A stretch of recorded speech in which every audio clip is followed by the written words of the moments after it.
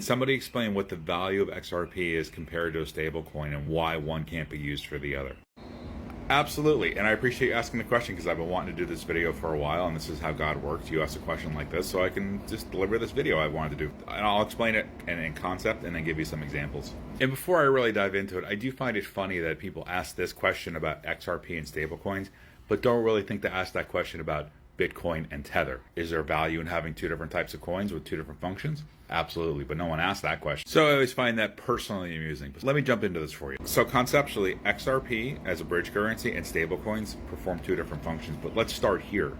The confusion is how we see the US dollar. The US dollar, and I've made this point in other videos, but you really have to kind of see what's happening, is this is very inefficient design, what I'm about to explain about the US dollar.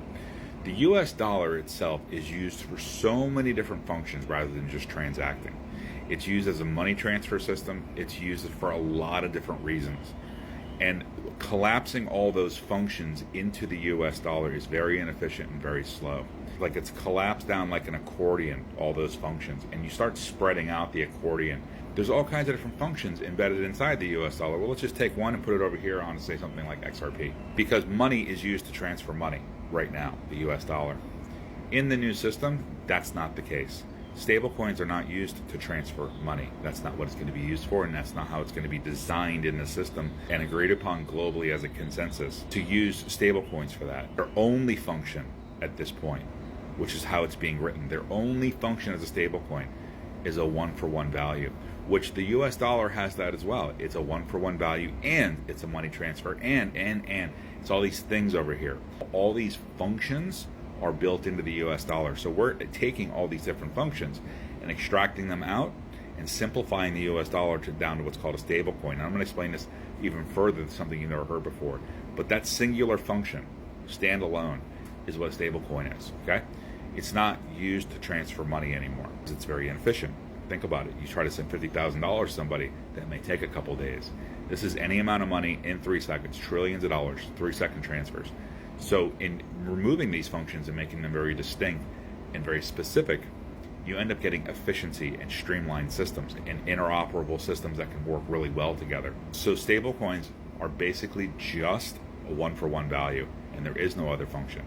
But here's something else. This is something that nobody has said before. This is the part of the video I really wanted to do. So thank you again for asking the question. Stablecoin is the balance to what the old system is, and here's what I mean.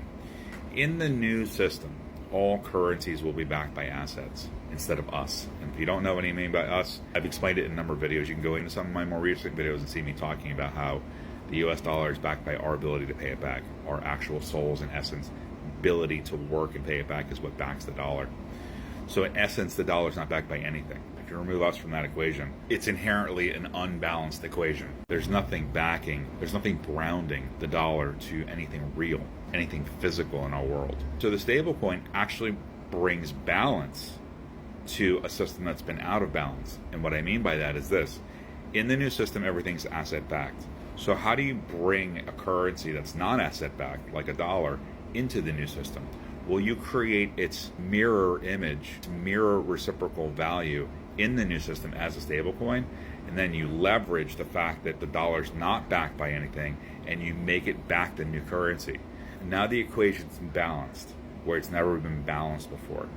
So you have a balanced currency. If the US dollar has not been backed by anything, it creates a lot of haywireness in society. So this brings a lot of groundedness to the financial system, in my opinion, because you now have all this trash currency that we used to have, but we're making use of it moving forward because we're using it to back the new currency in the new system because the new regulations say everything needs to be backed. So coming back to the original question, the value, the useful value, the function of XRP compared to a stablecoin, they're completely different. They perform different functions, which makes them valuable in their own way, which is distinct and different from what the price of it is. Most people don't distinguish between price and the value of something. When you understand that the value of XRP, if you've seen the movie or TV show Stargate that went on for like 15 years, you have to think of XRP as the actual Stargate, which creates a point-to-point instantaneous connection between Earth and other planets and other galaxies. There are no other planets and galaxies. The technology was about XRP.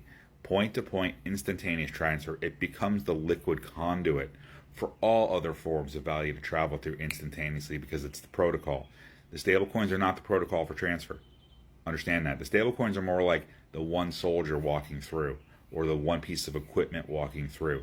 The different forms of value go through the liquid conduit, point to point, 3 seconds, anywhere in the world, intergalactically, which is what the show showed you. But the soldiers and the equipment still have an inherent value. The value is different from the Stargate itself, which actually allows the transfer. So no, you can't use stablecoins to do the function of a Stargate.